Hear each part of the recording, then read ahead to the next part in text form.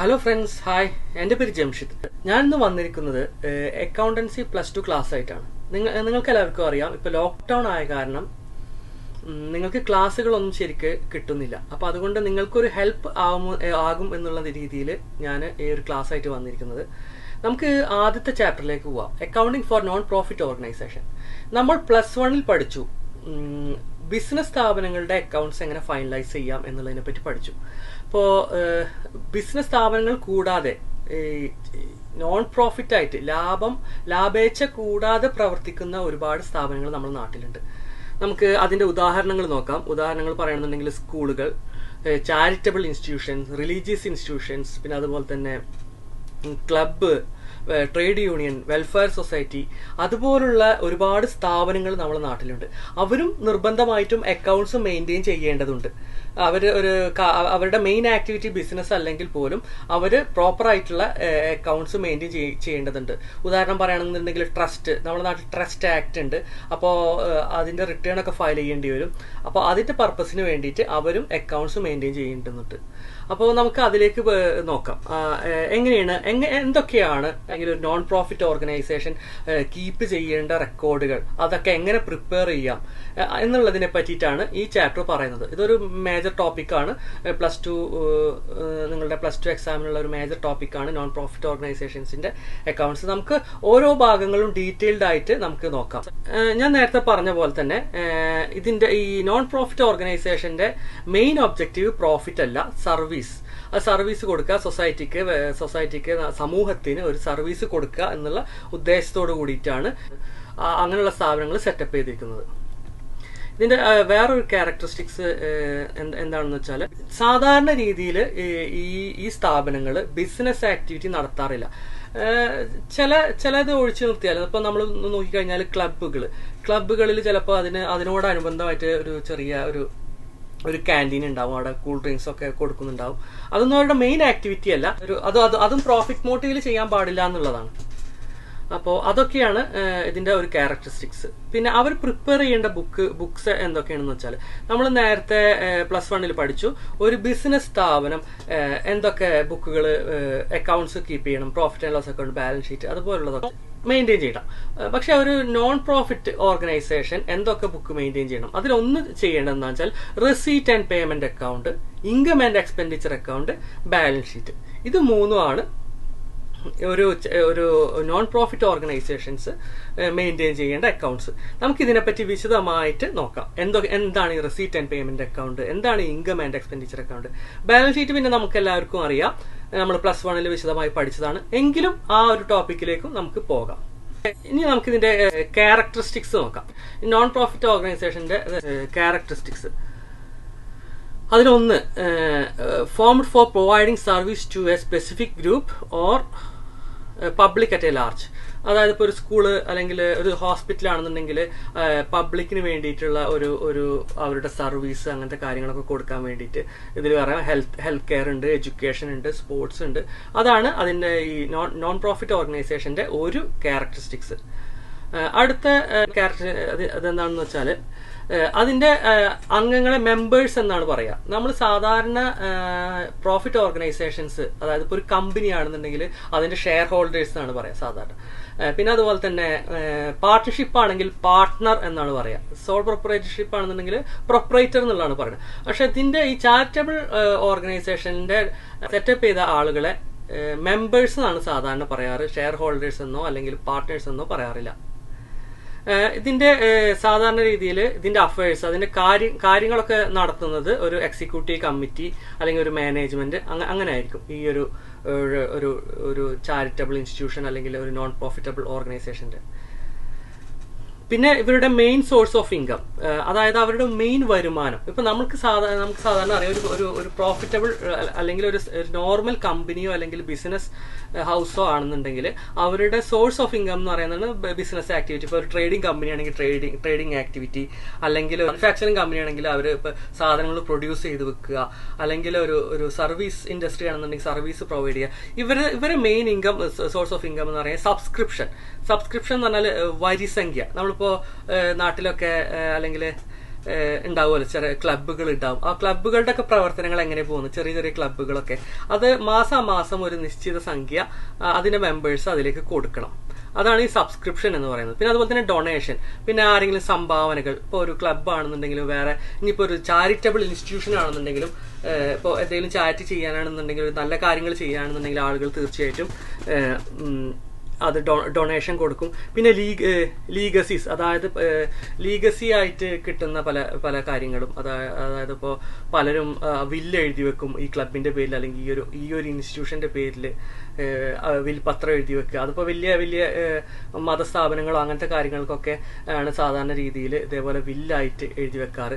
അടുത്ത grand and aid from government. ഇപ്പോൾ ചില സ്ഥാപനങ്ങൾക്ക് ഗവൺമെന്റ് എയ്ഡ് കൊടുക്കും. ഇപ്പോൾ നല്ല ഒരുപാട് ചാരിറ്റികളും നല്ല കാര്യങ്ങളും സമൂഹത്തിന് വേണ്ടി ചെയ്യുന്ന ചില സ്ഥാപനങ്ങളൊക്കെ ഉണ്ടെങ്കിൽ അവർക്ക് ഗവൺമെന്റ് എയ്ഡ് കൊടുക്കും. അതും അവരുടെ ഒരു വരുമാനമാണ്. പിന്നെ ചിലരും എവിടെയെങ്കിലുമൊക്കെ ഇൻവെസ്റ്റ്മെന്റ് ചെയ്തിട്ടുണ്ടാവും.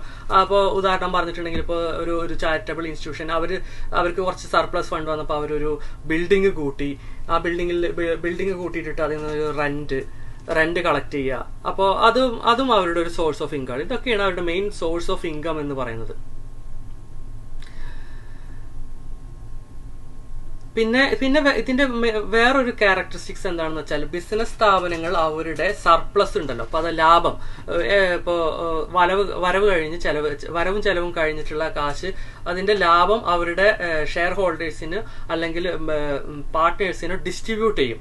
പക്ഷെ ഈ സ്ഥാപനങ്ങൾ, ഇതുപോലുള്ള നോൺ പ്രോഫിറ്റബിൾ ഓർഗനൈസേഷൻ അവരുടെ മെമ്പേഴ്സിന് അതിന്റെ ലാഭമോ അല്ലെങ്കിൽ അതിൽ നിന്ന് വരുന്ന സർപ്ലസോ വീതിച്ചു കൊടുക്കാറില്ല. അതാണ് അതിന്റെ മറ്റൊരു മേജർ ക്യാരക്ടറിസ്റ്റിക്സ്. പിന്നെ ഇതിന്റെ അക്കൗണ്ട്സ് ഇൻഫോർമേഷൻ എന്തിനു പ്രിപ്പയർ ചെയ്യണം എന്ന് വെച്ചാൽ, ഞാൻ നേരത്തെ പറഞ്ഞ പോലെ അത് ഇപ്പോ കറക്റ്റായിട്ട് വരവും ചെലവും അല്ലെങ്കിൽ കണക്ക് പ്രസിദ്ധീകരിക്കുന്ന ഒരു ചാരിറ്റബിൾ ഇൻസ്റ്റിറ്റ്യൂഷന് ഇപ്പോൾ നമ്മൾ ഒരു ഇൻസ്റ്റിറ്റ്യൂഷൻ നമ്മൾ സംഭാവന കൊടുത്തു എന്ന് വെക്കുക. അപ്പൊ സംഭാവന ഇപ്പൊ കൊടുത്ത ഒരാൾക്ക് ഒരു ട്രസ്റ്റ് വേണമല്ലോ, അവരത് ശരിയായ രീതിയിലാണ് അത് ഉപയോഗിച്ചത്, മിസ്അപ്രോപ്രിയേറ്റ് ചെയ്തിട്ടില്ല എന്നുള്ളത് തെളിയിക്കേണ്ട ബാധ്യത ഈ ട്രസ്റ്റിനോ അല്ലെങ്കിൽ ഈ ഒരു നോൺ പ്രോഫിറ്റബിൾ ഓർഗനൈസേഷനോ ഉണ്ട്. അതുപോലെ തന്നെ ഇപ്പോൾ പബ്ലിക്കിലുള്ള ഒരാൾക്ക് ഇപ്പോൾ ഒരു സഹായം ചെയ്യണം എന്ന് തോന്നിക്കഴിഞ്ഞാൽ വളരെ ട്രാൻസ്പെറന്റ് ആയിട്ടുള്ള ഇതുപോലുള്ള സ്ഥാപനങ്ങൾക്ക് അവർക്ക് ഇത് കൊടുക്കാൻ താല്പര്യം ഉണ്ടാവും. അതായത് എല്ലാം നല്ല കാര്യങ്ങളാണ് ചെയ്യുന്നത്, ഫണ്ടൊന്നും മിസ്അപ്രോപ്രിയേറ്റ് ചെയ്യുന്നില്ല. അപ്പൊ അതിനു വേണ്ടിയിട്ട് അക്കൗണ്ട്സ് നിർബന്ധമായിട്ടും പ്രസിദ്ധീകരിക്കണം, അവർ പ്രിപ്പയർ ചെയ്യണം. അതുപോലെ തന്നെ സ്റ്റാറ്റ്യൂട്ടറി റിക്വയർമെന്റ്, ഞാൻ നേരത്തെ പറഞ്ഞ പോലെ തന്നെ ഈ ട്രസ്റ്റുകളൊക്കെ ആണെന്നുണ്ടെങ്കിൽ ട്രസ്റ്റ് ആക്ട് ഉണ്ട്. ആ ട്രസ്റ്റ് ആക്ട് അവരുടെ നിയമത്തിൽ പറയുന്നുണ്ട് ഇതേപോലെ അക്കൗണ്ട്സ് പ്രിപ്പയർ ചെയ്യണം. അപ്പോൾ ഈ രണ്ട് പർപ്പസിനാണ് ഈ നോൺ പ്രോഫിറ്റബിൾ ഓർഗനൈസേഷൻ സാധാരണ രീതിയിൽ അക്കൗണ്ട്സ് മെയിൻറ്റെയിൻ ചെയ്യുന്നത്. പിന്നെ അടുത്തതെന്ന് വെച്ചാൽ എന്തൊക്കെ അക്കൗണ്ടിങ് റെക്കോർഡ്സ് ഇവർ മെയിൻറ്റെയിൻ ചെയ്യണം, നോൺ പ്രോഫിറ്റബിൾ ഓർഗനൈസേഷൻ എന്തൊക്കെ തരത്തിലുള്ള റെക്കോർഡ്സ് മെയിൻറ്റെയിൻ ചെയ്യണം. നമ്മൾ നേരത്തെ പറഞ്ഞല്ലോ, ഇവര് സാധാരണ രീതിയിൽ ട്രേഡിംഗ് ആക്ടിവിറ്റീസോ ബിസിനസ് ആക്ടിവിറ്റീസോ ഒന്നും ചെയ്യുന്നില്ല. അവരുടെ main source of fund subscription, donation, പിന്നെ അതുപോലെ തന്നെ ഫിനാൻഷ്യൽ അസിസ്റ്റൻസ് ഫ്രം ഗവൺമെന്റ് അല്ലെങ്കിൽ ഇൻകം ഫ്രം ഇൻവെസ്റ്റ്മെന്റ്, അതൊക്കെയാണ്. അപ്പോൾ അവർ എന്തൊക്കെ രീതിയിൽ റെക്കോർഡ്സ് മെയിൻറ്റെയിൻ ചെയ്യണം എന്നുള്ളതിനെ പറ്റിയിട്ട് നമുക്ക് നോക്കാം.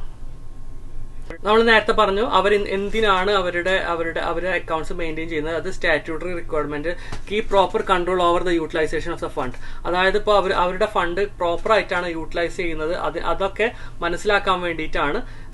പിന്നെ സ്റ്റാറ്റ്യൂട്ടറി റിക്വയർമെന്റും ഉണ്ട്, റിക്വയർഡ് ബൈ ദ ലോ, നമ്മൾ നേരത്തെ പറഞ്ഞ പോലെ തന്നെ അതിൻ്റെ ഒക്കെ ആവശ്യങ്ങൾക്ക് വേണ്ടിയിട്ടാണ് ഇവര് ഈ റെക്കോർഡ് മെയിൻറ്റെയിൻ ചെയ്യേണ്ടത്. പിന്നെ നേരത്തെ പറഞ്ഞു നമ്മൾ എന്തൊക്കെ റെക്കോർഡുകളാണ് മെയിൻറ്റെയിൻ ചെയ്യുന്നത്. ഒന്ന് റെസീറ്റ് ആൻഡ് പേയ്മെന്റ് അക്കൗണ്ട്, അടുത്തത് income and expenditure account and balance sheet. നമുക്ക് ആദ്യം റെസീറ്റ് ആൻഡ് പേയ്മെന്റ്സ് അക്കൗണ്ട് നോക്കാം. 1 by 1 ആയിട്ട് നമുക്ക് നോക്കാം.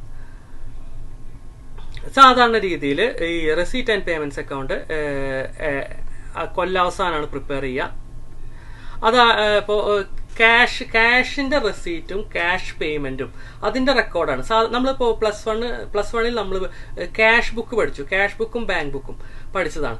അപ്പോൾ അതിൻ്റെ ഒക്കെ ഒരു സമ്മറി എങ്ങനെ ഉണ്ടാവും. ഇപ്പോൾ ക്യാഷ് ബുക്കിലാണെന്നുണ്ടെങ്കിൽ ഓരോരോ ക്യാഷ് ട്രാൻസാക്ഷൻസ് ഉണ്ടാവും. ഇതങ്ങനെയല്ല. ഇത് ഇയർ എൻഡ് സമയത്ത് ഇപ്പോൾ സബ്സ്ക്രിപ്ഷൻ കിട്ടി, ഇപ്പോൾ എക്സ് എന്ന് പറഞ്ഞ ഒരാളെ നിന്ന് സബ്സ്ക്രിപ്ഷൻ ഇന്ന് കിട്ടി, നാളെ വൈ എന്നുള്ള ആളെ നിന്ന് കിട്ടി. അപ്പോൾ നമ്മൾ ക്യാഷ് ബുക്കിൽ അത് എക്സ് എന്നുള്ള ആള് ഒരു 100 രൂപ തന്നു, അല്ലെങ്കിൽ 150 രൂപ തന്നു, അല്ലെങ്കിൽ വൈ എന്നുള്ള ആള് 200 രൂപ തന്നു, അങ്ങനെ എഴുതി വെക്കും. അതിൻ്റെ ഒക്കെ ഒരു സം ടോട്ടലാണ് ഈ റെസീറ്റ് ആൻഡ് പേയ്മെന്റ് അക്കൗണ്ട്. ഇത് നമ്മൾ ഇയർ എൻഡിലാണ് പ്രിപ്പയർ ചെയ്യുക.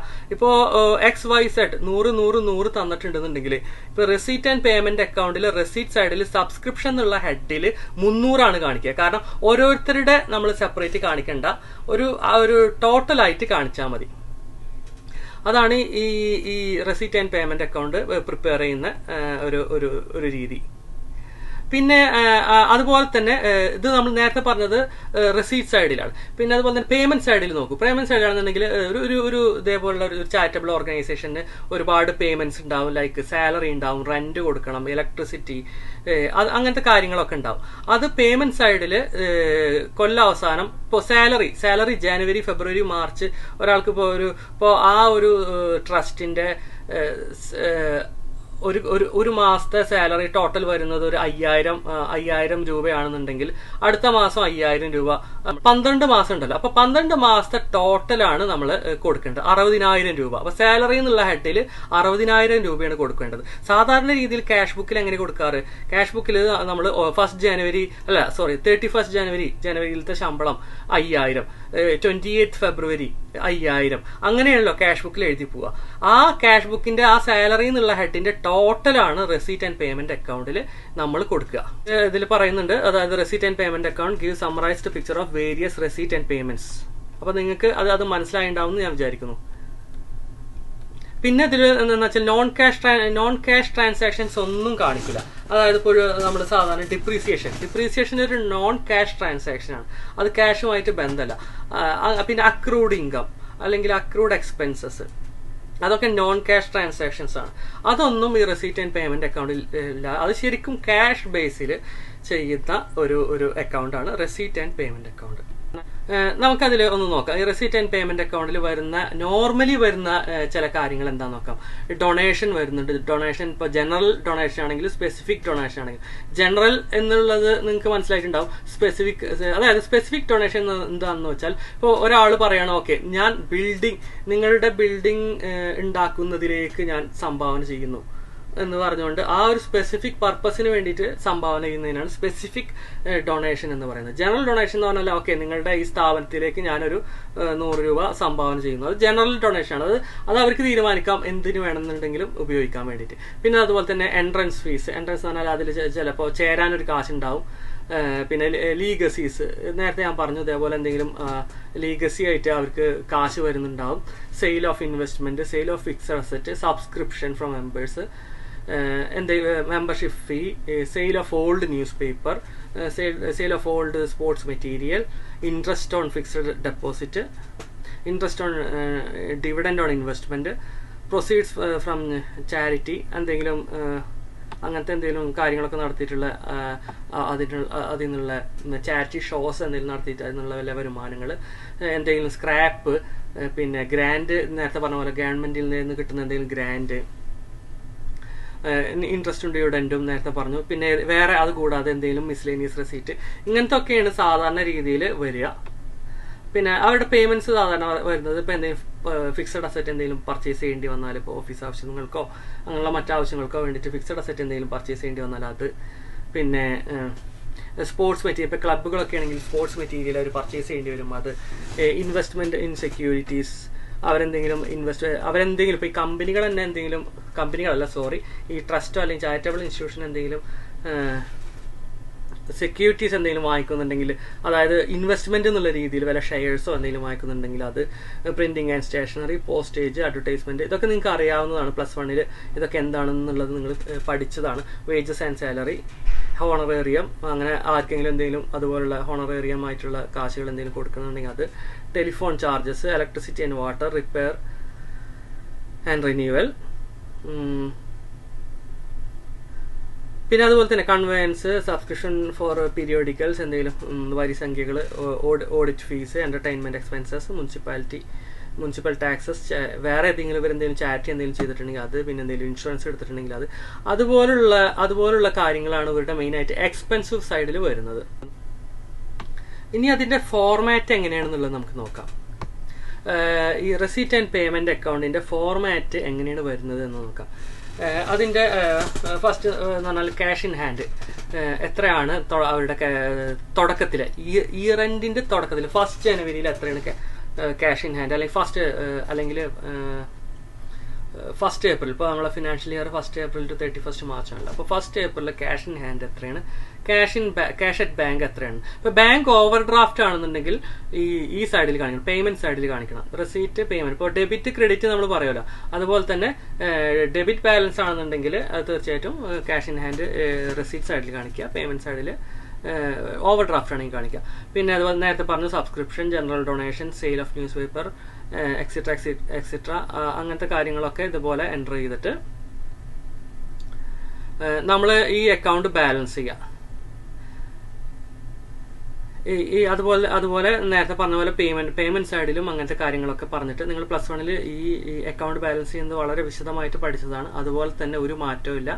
ഈ ഒരു റെസീറ്റ് ആൻഡ് പേയ്മെന്റ് അക്കൗണ്ട് നിങ്ങൾ ബാലൻസ് ചെയ്യുക. ബാലൻസ് ചെയ്തിട്ട് എത്രയാണോ ഇവിടെ ക്യാഷ് ഇൻ ഹാൻഡ് എത്രയാണോ, ക്യാഷ് അറ്റ് ബാങ്ക് എത്രയാണോ എന്നുള്ളത് നമ്മൾ മെൻഷൻ ചെയ്യുക. അതിപ്പോൾ ബാങ്ക് ഓവർ ഡ്രാഫ്റ്റ് ആണെങ്കിൽ ഈ സൈഡിൽ കാണിക്കുക, ബാലൻസ് ചെയ്തിട്ട് നമ്മുടെ ഡെബിറ്റ് സൈഡിലായിരിക്കും ബാലൻസ് ചെയ്തിട്ട് കാണിക്കുക. പിന്നെ ഇതിന്റെ silent features of receipt and payment account എന്താണെന്ന് നമുക്ക് നോക്കാം. ഇത് ക്യാഷ് ബുക്കിന്റെ ഒരു സമ്മറിയാണ്. ഞാൻ നേരത്തെ പറഞ്ഞു, നമ്മളിപ്പോ ക്യാഷ് ബുക്കിൽ നോക്കുകയാണെങ്കിൽ each and every transaction record ചെയ്യും. ഇതിൽ അങ്ങനല്ല, ഇതിൽ 1 by 1 ആയിട്ടാണ് റെക്കോർഡ് ചെയ്യുക. അതാണ് ഇതിന്റെ ഒരു വ്യത്യാസം. പിന്നെ അതുപോലെ തന്നെ receipt are recorded on the debit side while payment are entered on the credit side. അതായത് ഇപ്പോൾ നമ്മൾ സാധാരണ ലെഡ്ജർ പോലെ തന്നെ ഡെബിറ്റ് സൈഡും ക്രെഡിറ്റ് സൈഡും ഉള്ള പോലെ തന്നെ റെസീറ്റ് സൈഡും പേയ്മെന്റ് സൈഡിലും ആയിട്ട് ആ ഒരു കൺസെപ്റ്റ് തന്നെ നമുക്ക് മനസ്സിൽ വെച്ചാൽ മതി. ആ ഒരു രീതിയിലാണ് ഇത് റെക്കോർഡ് ചെയ്യേണ്ടത്. പിന്നെന്താണെന്ന് വെച്ചാൽ ഈ റെസീറ്റ് ആൻഡ് പേയ്മെന്റ്സ് അക്കൗണ്ട് നമ്മൾ പ്രിപ്പയർ ചെയ്യുന്നത് ക്യാഷ് ബേസിസിലാണ്, അക്രൂവൽ ബേസിസ് അല്ല. ഇപ്പൊ നമ്മൾ ഇപ്പോൾ ഫ്യൂച്ചർ പീരീഡിലേക്കുള്ളതോ അല്ലെങ്കിൽ പാസ്റ്റ് പീരീഡിലേക്കുള്ളതോ ആണെങ്കിൽ പോലും റെസീറ്റ് ആൻഡ് പേയ്മെന്റ്സ് അക്കൗണ്ടിൽ നമ്മൾ അത് മെൻഷൻ ചെയ്യും. ഇപ്പോൾ 2020 ഇപ്പോൾ 2019 കുറച്ച് ഔട്ട്സ്റ്റാൻഡിങ് ആണ് ഇപ്പോൾ തരുന്നത് എങ്കിൽ പോലും ആ റെസീറ്റ് ആൻഡ് പേയ്മെന്റ് അക്കൗണ്ടിൽ ഇപ്പോൾ കറണ്ട് ഡേറ്റ് ഇട്ടിട്ടായിരിക്കും ചെയ്യുക. കാരണം അത് ഒരു ക്യാഷ് ബേസിസ്, ഈ റെസീറ്റ് ആൻഡ് പേയ്മെന്റ് അക്കൗണ്ട് എന്ന് പറഞ്ഞാൽ ക്യാഷ് ബേസിസ് ആയിട്ട് മെയിൻറ്റെയിൻ ചെയ്യുന്നതാണ്. അപ്പോൾ അതും ശ്രദ്ധിക്കുക. പിന്നെ അതുപോലെ തന്നെ ക്യാപിറ്റൽ നേച്ചർ ആണെങ്കിലും റവന്യൂ നേച്ചർ ആണെന്നുണ്ടെങ്കിലും ഈ റെസീറ്റ് ആൻഡ് പേയ്മെന്റ്സ് അക്കൗണ്ടിൽ മെൻഷൻ ചെയ്യണം. ഇപ്പോൾ നമ്മളൊരു ഫിക്സഡ് അസറ്റ് വാങ്ങിക്കുകയാണ്, ഇപ്പോൾ നമ്മൾ ക്ലബിന് വേണ്ടിയിട്ട് ഒരു ടേബിളോ അല്ലെങ്കിൽ ഒരു ചെയറോ വാങ്ങിക്കുകയാണ്, അതും ഇതിൽ നമ്മൾ മെൻഷൻ ചെയ്യും. പിന്നെ അതുപോലെ തന്നെ നമ്മൾ എന്തെങ്കിലും പഴയ സാധനങ്ങൾ, ഇപ്പോൾ ക്ലബിന് പഴയൊരു കാർ ഉണ്ടെങ്കിൽ ആ കാർ പഴയത് വിറ്റാൽ സാധാരണ അത് ക്യാപിറ്റൽ നേച്ചറാണ്, അത് റവന്യൂ നേച്ചർ അല്ല. എങ്കിൽ പോലും അത് റെസീറ്റ് ആൻഡ് പേയ്മെന്റ് അക്കൗണ്ടിൽ അത് മെൻഷൻ ചെയ്യണം എന്നുള്ളതാണ്. പിന്നെ അതുപോലെ തന്നെ ബാങ്ക് ട്രാൻസാക്ഷനും ക്യാഷ് ട്രാൻസാക്ഷൻസ് രണ്ടും ഇതിൽ കാണിക്കും. അതിനൊരു വേറെ ഡിസ്റ്റിങ്ഷൻ ഇല്ല. അത് രണ്ടും നമ്മൾ ഈ ഒരു റെസീറ്റ് ആൻഡ് പേയ്മെന്റ് അക്കൗണ്ടിൽ കാണിക്കും. ഇപ്പോൾ നമ്മളൊരു കാർ വാങ്ങിച്ചിട്ട് ഇപ്പോൾ ക്യാഷാണ് കൊടുത്തതെങ്കിലും അല്ലെങ്കിൽ ഒരു ചെക്കാണ് കൊടുത്തതെങ്കിലും രണ്ടും നമ്മൾ ഈ റെസീറ്റ് ആൻഡ് പേയ്മെന്റ് അക്കൗണ്ടിൽ കാണിക്കും. അതാണ് അതിന്റെ മറ്റൊരു ക്യാരക്ടറിസ്റ്റിക്സ്.